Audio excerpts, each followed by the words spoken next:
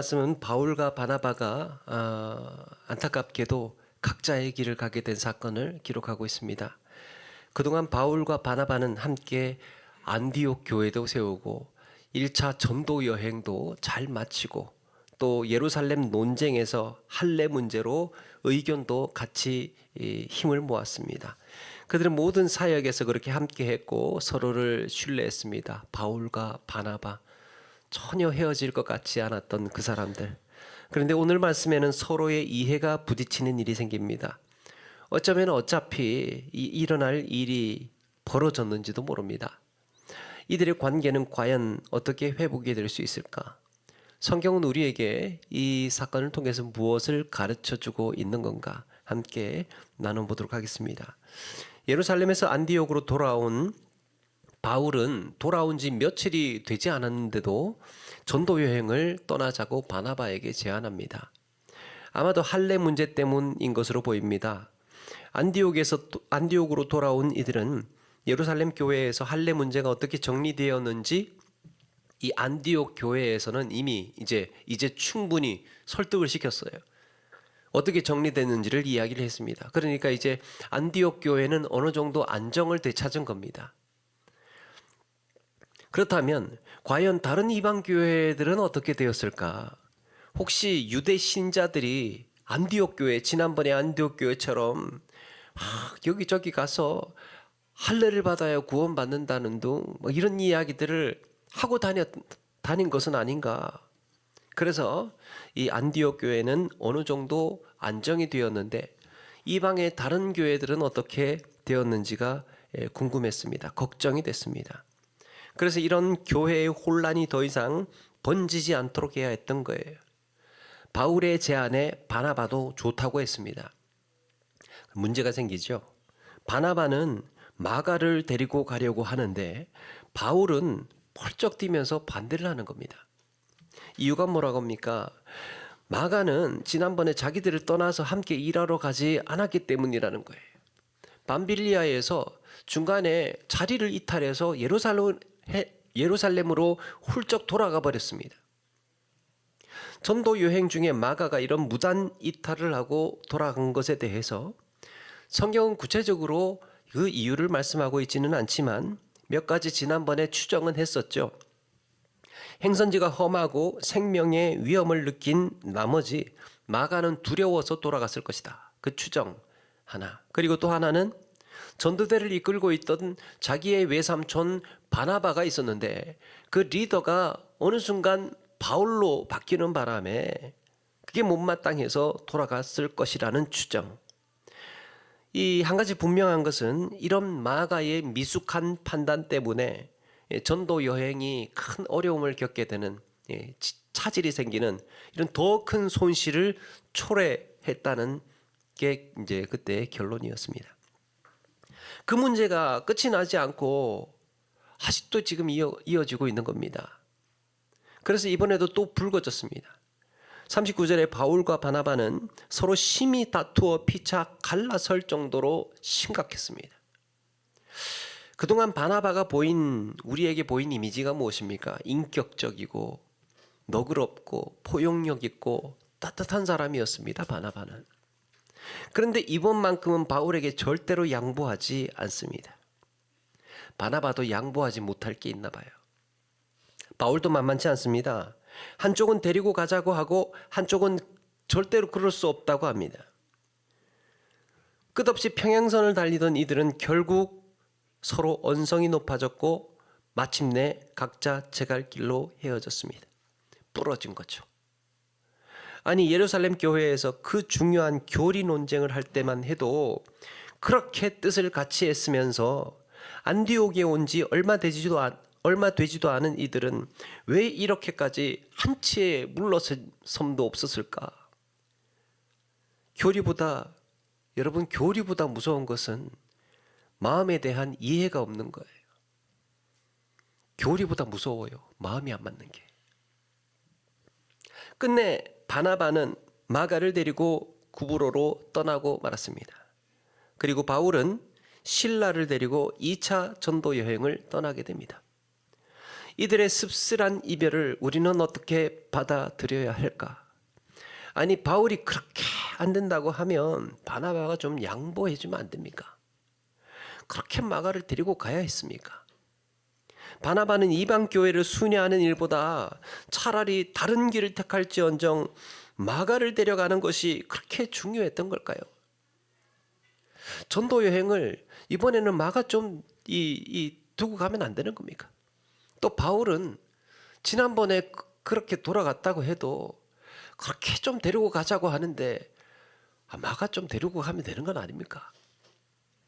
과연 이게 피차 갈라서야 할 정도인가 말이에요. 전도 여행을 이렇게 이 두 사람이 찢어져야 할 일이었나 말입니다. 성경은 대다수가 우리와 같이 완전하지 않고 때로는 감정적이고 미숙한 사람들의 기록들입니다. 바울과 바나바 역시 마찬가지였습니다. 그들도 완전하지 않았습니다. 그렇다면 이들은 왜 서로 이해하지 못하고 끝내는 갈라설 정도로 파국에 이르고 말았을까? 여기서 누가 맞고 누가 틀리다를 정하는 것은 그렇게 중요치 않아 보입니다. 바울도 나름대로 이유가 있었고요. 바나바도 그렇게 할 수밖에 없는 자기만의 부득이한 확신과 사정이 있었을 거예요. 그런데 오늘 말씀을 유심히 보다가 보니까 바나바와 바울의 성격이 맞는 게 하나도 없다는 사실을 발견하게 됐습니다. 바울과 바나바는 성격이 상극이에요. 그래서 제가 오늘 말씀을 토대로 MBTI 성격 유형 검사를 이 두 사람에게 해봤습니다. 물론 오늘의 그 짧은 본문에서 이들의 성격을 정확하게 판단하기는 어려운 일이지만 서로 다른 길을 갔던 이유를 이해하는 데에는 굉장히 도움이 될 것 같습니다. 먼저 바울은요, 외향형이에요. 외향형. E라고 하죠. 바나바는 내향형입니다. 외향형은 외부 세계에 에너지를 집중합니다. 사람을 만나는데, 외부에 무슨 다른 곳에서 일을 하는데, 하여튼 밖으로 뭔가를 이렇게 하는 데에 에너지를 집중하는 사람이에요. 말로 표현하기를 좋아합니다. 말하는 걸 좋아하고요. 그리고 생각 깊이 복잡하게 하기보다 일단 행동하고 봐요. 일단 움직이는 거예요. 그런데 내향형은 내면 세계에 에너지를 쏟아요. 내면에. 그러니까 내면에 에너지를 쏟는다는 것은 누구를 만나도 거리낌 없이 막 이렇게 좋은 관계를 유지하는 것보다 한두 사람의 깊은 관계를 좋아해요. 한두 사람을 알아도 깊이 아는 것. 그리고 행동하기 전에는 주저해요. 좀 뭔가 좀 생각을 좀 하고 정리가 좀 되고 난 다음에 그 다음에 이제 행동을 합니다. 충분히 생각을 하려고 해요. 내면에 깊이 생각하는 것, 또 깊이 고민하는 것, 거기에다가 에너지를 써요. 힘을 써요. 외향적인 성격의 바울은 어떻습니까? 이방 세계로 나가는데 거침이 없어요. 오늘 말씀에도 예루살렘이 안디옥에서 가까운 거리가 아니거든요. 그렇게 먼 거리를 예루살렘을 다녀왔는데도 불구하고 며칠이나 됐다고 우리 이방 교회 좀 한번 돌아보자. 이방 교회를 돌아보는 일이 이 간단한 거리가 아닙니다. 엄청나게 멀리 돌아가야 되는 거예요. 그런데 먼 길을 다녀왔는데도 불구하고 바울은 여기에 거침이 없습니다. 이방 교회 지금 좀 떠나야 되겠다. 그러면서 막 확 멀리 그 세계 선교, 이방 전도 여행 이런 것들을 주저하지 않고 막 떠나려고 합니다. 이게 바울의 스타일이에요. 오늘 말씀에도 바울이 먼저 제안을 하죠. 지난번에 루스드라라는 곳에서 걷지 못하는 사람을 일으켜 세우는 기적을 한 일이 있습니다. 루스드라 사람들이 바울과 바나바를 보고 바나바에게는 제우스 신이라고 하고 바울에게는 헤르메스라고 하죠. 제우스는 이 그 뒤에서 뭔가 이렇게 움직이고 조종하는, 그리고 헤르메스는 대언자예요. 말하는 사람이에요. 말하는 사람이다 보니까 바울에게 헤르메스라고 했던 겁니다. 두 번째, 바울은요 감각적이고 바나바는 직관적입니다. 이 감각적이라는 말은 피부로 와닿는 사실이 중요해요. 지금 현재 드러난 일이 팩트가 중요해요. 팩트가. 그게 중요한 사람이에요. 내가 직접 보고 들은 것이 우선인 사람이에요. 그런가 하면 바나바는 직관적입니다. 직관적이라는 말은 딱 보고 통찰을 하는 거죠. 이제 뭔가 상황이 딱 일어났으면 그것만 가지고 매몰되지 않고 이 사건은 뭐와 연결되어 있지? 이거는 지금 어떤 것과 관련이 있지? 이런 생각을 막 복잡하게 하는 사람이에요. 바나바는 직관적입니다. 그래서 한 가지 사건만 보는 것이 아니고 좀 더 넓게 멀리 보려는 경향이 있어요. 이게 바나바의 성향이에요. 바나바가 마가를 데려가려 했던 이유도 이런 겁니다. 사람이 한번 실수했다고 해서 버리고 갈 수 없다. 어떻게 한 가지만 가지고 사람을 다 판단하느냐. 이게 바울의 생각의 세계입니다. 그런데 바나바의 생각이고 바울은 감각적이라고 했죠. 드러난 사건이 중요해요. 걔가 지금 그런 일을 했지 않느냐. 그게 사실이지 않느냐. 그럼 우리는 뭘로 판단할 거냐. 뭘로. 지금 객관적으로 드러나 있는 이런 일이 있는데 그거 말고 뭘로 판단할 거냐. 이게 바울의 생각의 방식입니다. 아니 마가가 지난번에도 전도 여행을 이렇게 망친 사실이 있지 않느냐. 자기 사역에 책임지지 않고 예루살렘으로 돌아간 사람인데 뭘 또 데리고 간다는 거냐. 뭘 믿고 이런 거예요. 또 세 번째, 바울은 사고형이고 바나바는 감정형입니다. 사고형과 감정형, T와 F.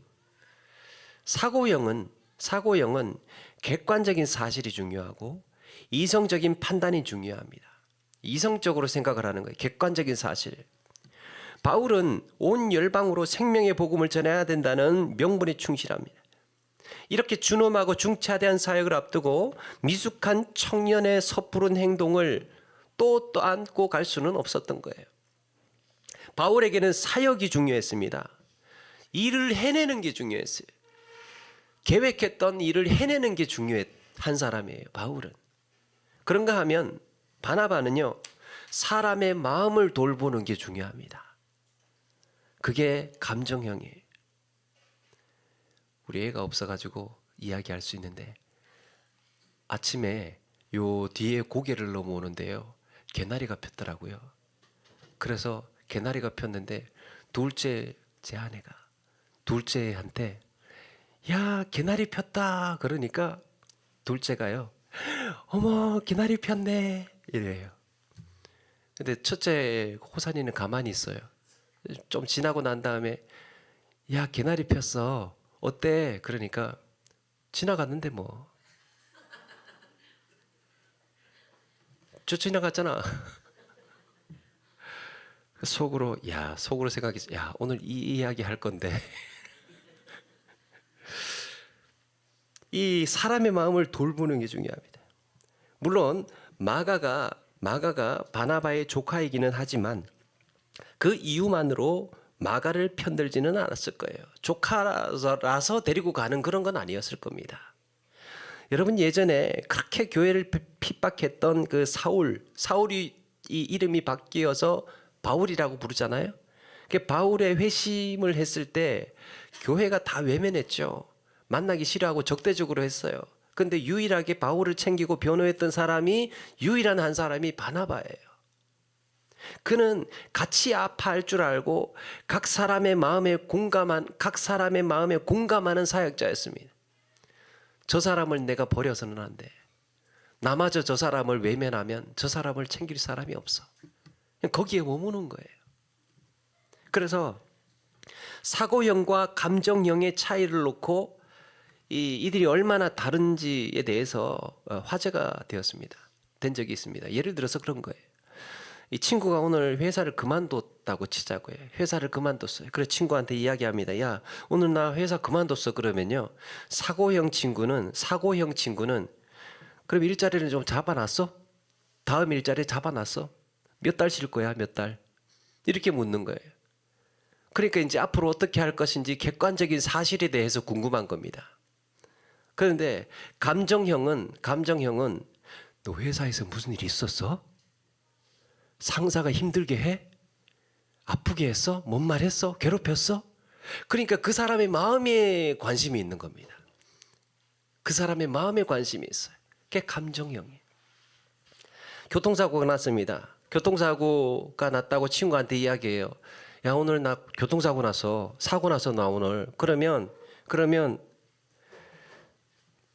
사고형은 바울과 같은 사고형은 뭐라고 말하느냐? 누가 잘못했는데? 몇 대 몇이야? 몇 대 몇? 봄에서 연락했지? 몇 대 몇이야? 그러니까 이 사건에 관심이 있어요. 사건, 외부적인 사건. 그런데 바나바 같은 감정형은 뭐라 그러느냐? 너 안 다쳤어? 안 다쳤어? 많이 놀랐겠다. 그 사람의 마음에 질문을 하는 거예요. 그 사람의 마음에. 감정형. 친구가 오랜만에 솜씨를 발휘해서 찌개를 끓였어요. 그래서 그걸 맛본 바나바 같은 감정형 친구는 와, 맛있다고. 이런 거 어디서 배웠냐고. 이런 또 숨은 재주가 있었네. 그러면서 그 사람의 마음을 돌봐요. 그런데 바울 같은 사고형은 찌개가 좀 짜네. 소금을 많이 넣나 봐. 이러면서. 사실이잖아. 사실을 들이대요. 틀린 건 아는데 기분이 좀 나쁠 때가 많아요. 이게 바울의 스타일입니다. 네 번째는 거기다가 이제 바울은 판단형이고 바나바는 인지형입니다. 판단형은 체계적이고 목적지향적이에요. 뭔가 하려고 했던 그 일을 반드시 이루어내야 되는 겁니다. 인지형은 목적보다는 흐르는 과정이 중요합니다. 흐르는 과정. 그래서 이거는요, 여행 가면 분명하게 드러납니다. 이런 판단형과 인지형의 사람들은 같이 여행을 가보면 알아요. 판단형 사람들은요, 미리 가기 전에 계획을 다 짜놔요. 계획 다 짜놓고 여기 가서 어디가 맛집이다더라, 여기 몇 시에 차를 타야 되고, 어디까지 가야 되고, 어디를 찍어야 되고, 거기 꼭 갔다 와야 되는 거예요. 반드시 꼭 거기를 가야 여행의 성공이에요. 근데 그래서 그렇게 해서 계획을 짜서 움직이는데 날씨가 변동이 되지요. 변수가 있잖아요. 교통이 차가 막힌다든지 그러면 차질이 생기면 스트레스를 받아요. 그리고 여행을 망쳤다고 생각합니다. 그런데 인지형은 어떠냐? 인지형은 그런 걸 이해를 못해요. 인지형은 그냥 떠나는 게 좋은 사람들이에요. 그냥 떠나는 거. 계획 같은 거 필요 없어요. 그때 가고 싶은 데 가고 보고 싶은 거 보면서 즐겨요. 그런 거 있잖아요. 뭐 산에 가면 꼭 산 꼭대기를 정상을 정복해야 하는 사람이 있고, 여기까지 올라왔는데 꼭대기 갔다 와야지, 여기까지 왔는데 찍고 와야지 이런 사람이 있고, 그런데 그 산 밑에서 그냥 유유자적하게 산책하면서 놀자, 이것도 좋잖아 하는 사람이 있고. 그래서 그때 인지형은 가고 싶은 대로 가고 보고 싶은 거 보면서 즐깁니다. 비가 오면 오는 대로, 좋으면 좋은 대로 그냥 좋은 거예요. 꼭 의미라는 게 있어야 되느냐 말이에요. 꼭 목표를 이루어야 되느냐. 내가 지금 행복하고 내가 지금 즐거우면 되는 거 아니냐. 이게 인지형이에요. 결과적으로 바울은 ESTJ라고 할 수 있습니다. 현실적이고 성취 중심이에요. 나중에 한번 찾아보셔요. 휴대폰에 ESTJ가 무슨 성격인지. 그리고 이런 유형의 사람들은 계획을 실행에 옮기고 능력이 탁월하고 체계적인 사고와 리더십을 가지고 있습니다. 이 일을 하는 데에 확 하는 거예요. 겁내지 않고 그냥 행동부터 해 나가는 겁니다. 밀고 나가는 거예요. 그런가 하면 바나바는 전형적인 INFP. INFP는 조금 현실적인 것은 좀 떨어지고 이상주의자예요. 이상주의. 목적을 성취하는 것보다 내가 필요한 사람 곁에 남기를 원합니다.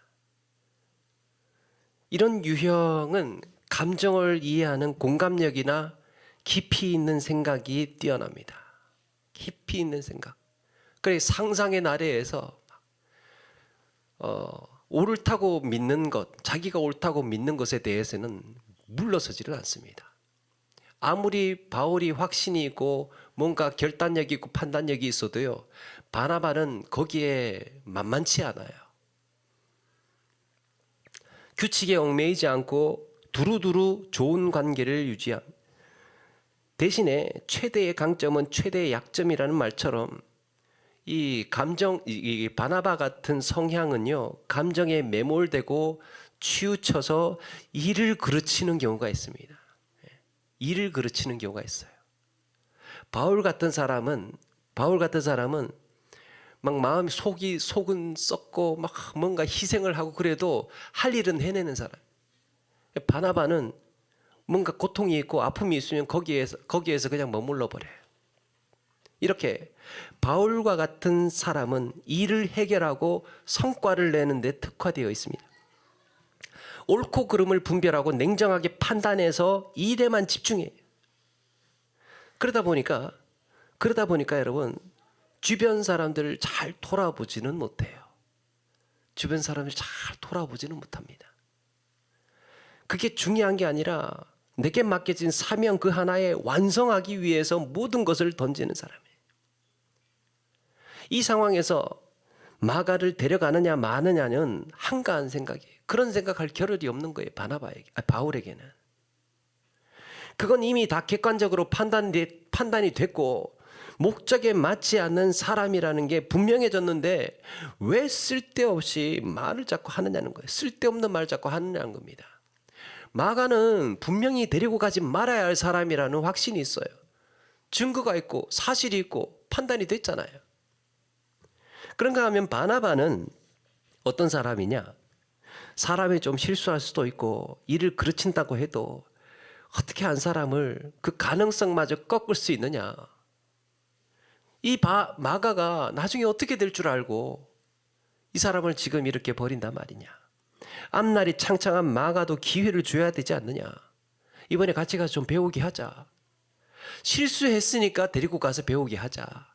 실패했으니까 우리가 좀 도와주자 이거예요. 마가도 성장해야 하고 하나님 앞에 귀하게 쓰임 받아야 할 사역자여야 할 텐데 그때 한 번의 실수로 매정하게 버릴 수는 없다. 내 곁에 있는 한 사람 제대로 챙기지 못하면서 마가를 두고 내 곁에 있는 지금 이 한 사람을 제대로 못 살려내고 못 챙기면서 세계 선교는 무슨 세계 선교냐? 이게 바나바의 생각이었을 겁니다. 바울은 전우의 시체를 넘어 내 갈 길을 간다. 응? 내가 지금 해놨던 목적, 내가 지금 감당해야 할 사명, 이건 어떤 희생을 치르더라도 내가 가야 된다. 그래서 바나바는 전도 여행을 못 갈지언정 마가를 두고 갈 수는 없었던 겁니다. 여러분 캠핑 가지 않습니까? 캠핑 가면 어떤 사람은요 캠핑 가서 짐을 풀고 막 서둘러서 텐트 막 꺼내. 텐트 쳐야 되니까 캠핑 왔으니까 텐트 쳐야 하잖아요. 텐트 막 꺼내면서 불도 막 피우고 밥하려고 막 하고 막 그래요. 그 준비하는데 막 분주해요. 캠핑 가면 혼자 바쁜 것 같아요. 할 일이 많아요. 할 일이 눈에 들어와서 그렇겠죠. 그런데 또 어떤 사람은요 캠핑을 가면 가방 던져놓고 냇가에 가서 발 담그고 놀아요. 가방 던져놓고 친구들하고 장난치고 수다 떨고 하는 걸 좋아해요. 텐트 치고 밥하는 사람이 보면 속이 터져요. 아니 지금 할 일이 지금 얼마나 많은데 지금 곧 퇴직이 생겼는데 텐트도 안 치고 말이야. 속이 터져요. 아니 지금 할 일이 얼마나 많은데 막 그래요. 노는 친구도 할 말은 있어요. 냇가에 가서 발 담그고 있는 친구도 할 말은 있어요. 아니 우리가 일하러 왔냐? 놀러 왔지. 뭐가 중요한데? 나 놀 거야. 어쩌라고? 뭘 그렇게 왔다 갔다 하냐고. 나중에 좀 대충 하면 되지, 대충. 없으면 없는 대로 그냥. 마르다와 마리아와의 관계가 그런 관계였습니다. 예수님께서 마르다 집에 왔는데 마르다는 이런저런 일을 하려고 막 대접하려고 준비를 하고 분주하고 있었습니다. 근데 마리아는 예수님 곁을 떠나지 않고 예수님의 말씀을 듣고 있는 거예요. 바울과 바나바의 차이가 그런 겁니다. 이들은 서로의 세계관을 이해하지를 못해요. 사고 방식을 받아들이지를 못해요. 이들은 하나도 성향이 맞는 게 없습니다. 그런데 여러분, 우리가 주목할 것은 하나님은 왜 이렇게 상극인 사람을 만나게 하신 걸까? 하나님은 왜 이렇게 다른 사람을 만나서 함께 일하게 하셨던 걸까? 성경을 보더라도 바울의 업적은 대단해 보입니다. 신약 성경에는 온통 바울 이야기, 바울 이름이 언급이 돼요. 바울이 쓴 성경책도 여러 권이고요. 거침없이 이방 선교의 사역으로 쓰임받았던 사람도 바울이에요. 그 뜨거운 헌신과 목적을 향한 집념, 바울의 이름은 참 신약 성경에 빛이 났습니다. 그리고 체계적으로 세워놓은 교리요, 바울이 정리해놓은 교리, 그것 때문에 우리가 지금 그걸 혜택을 누리고 있는 것 아닙니까? 체계적으로 세워놓은 교리, 복음을 설명하는 데에 매우 소중한 유산이 되어 있습니다. 대신에 바나바는 혼자 뭔가 눈에 띄는 일을 해놓은 게 거의 없어 보여요. 그런데 여러분, 바울에게 있어서 바나바가 없었다면 함께 일하던 사람들 다 상처받고 지쳐서 나가 떨어졌을 거예요. 바나바 없었으면. 사람의 마음을 헤아리지 않고 옳은 일을 위해서, 목적을 위해서 달리는 외골수로만 남았을 겁니다.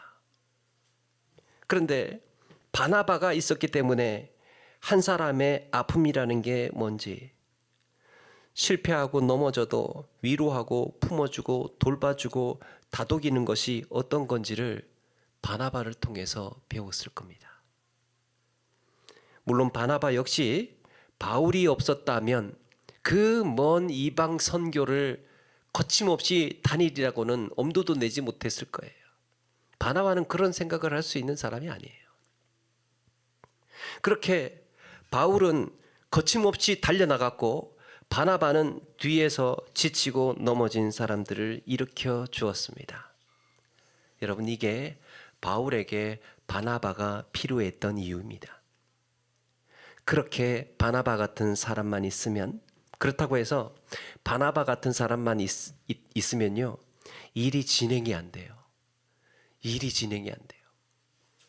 반대로 바울 같은 사람만 있으면 일에만 몰두하다가 사람에게 무슨 상처를 주는지 본인도 잘 몰라요.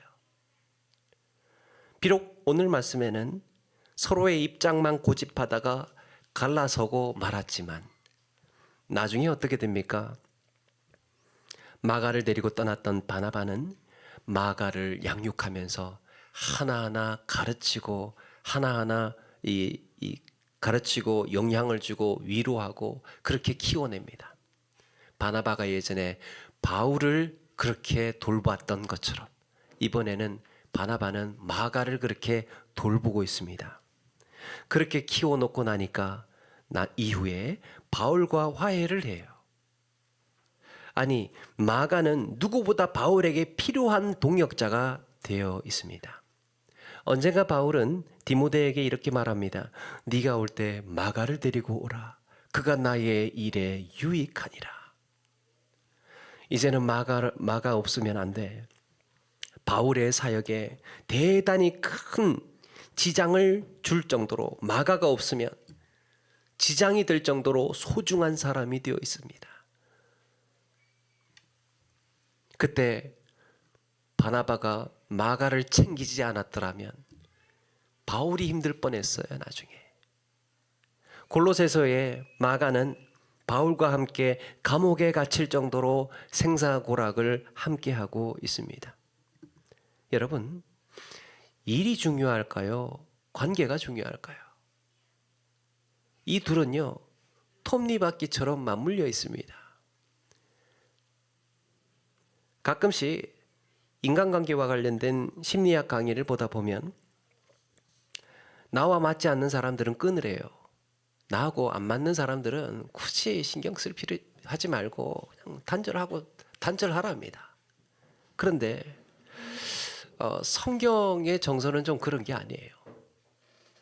갈라진 강도 큰 바다에서 만나듯이 우리는 언젠가 진리라는 바다에서, 성숙한 그리스도라는 바다에서 우리가 언젠가 좀 더 커지고, 우리가 언젠가 좀 더 너그러워지고, 좀 더 넓어지고, 그래서 성숙한 그리스도인이 되면 또다시 동력자가 되고 또다시 협력해야 할 사람들일지 몰라요.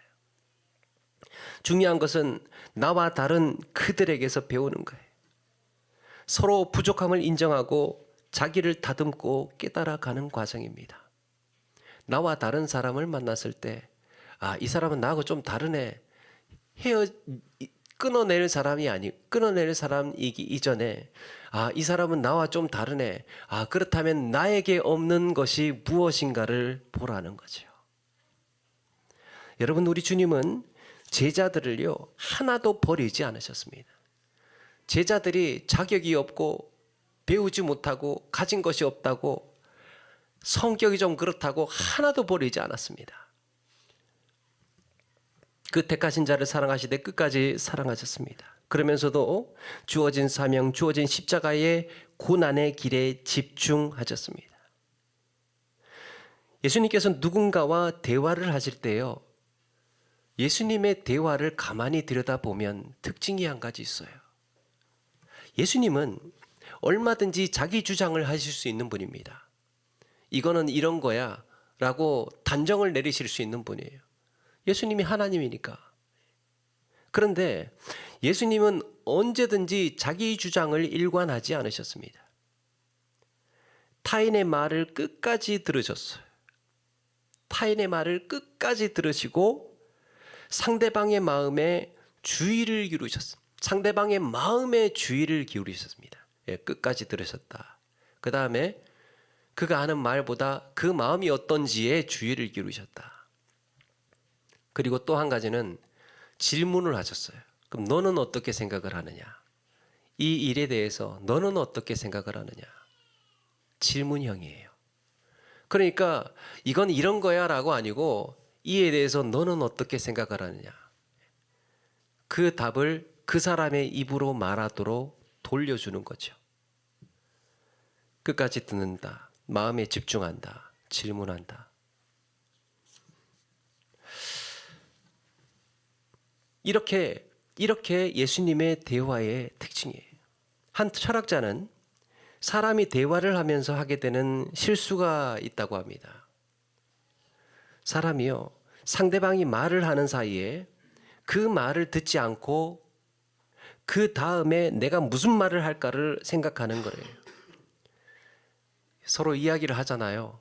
그 이야기를 눈을 보고 얼굴을 보면서 듣고 있어야 되는데, 듣는 척 하면서 생각을 하는, 그럼 이제 내가 지금 뭐라고 반격을 해야 되지? 그 생각을 한다는 거예요. 그러니까 그가 하는 말이 진정성 있게 내 마음에 확 이해가 안 되는 거예요. 들을 마음이 없는 거예요. 그 대화에서 중요한 건 내가 이기는 거예요. 내가 이 대화를 어떻게 이기지? 내가 뭘로 반박을 하지? 그게 중요한 겁니다. 그 사람의 마음을